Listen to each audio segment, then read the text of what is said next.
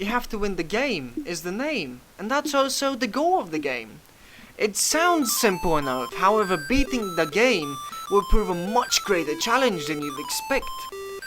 This indie platformer was released back in 2012 by Pirate Hearts, and it features an 80s PC aesthetics, and it doesn't even forget to add a rounded monitor overlay for extra immersion.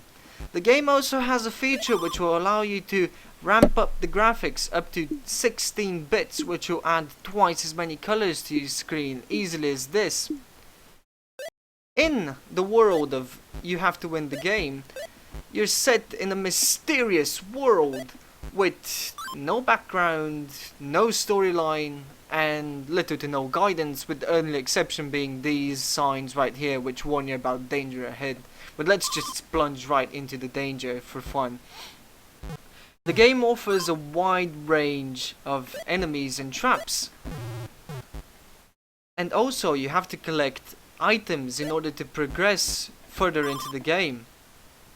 However, this is made a bit easier for beginner players by Pirate Hearts, who was generous enough to give us infinite lives and a funny little character with no arms and a green hat. The game, since its release, got one new mode, which was the free DLC cat mode, which allows you to play the game as a cat with 9 lives, as opposite to a boy child with no arms and infinite lives.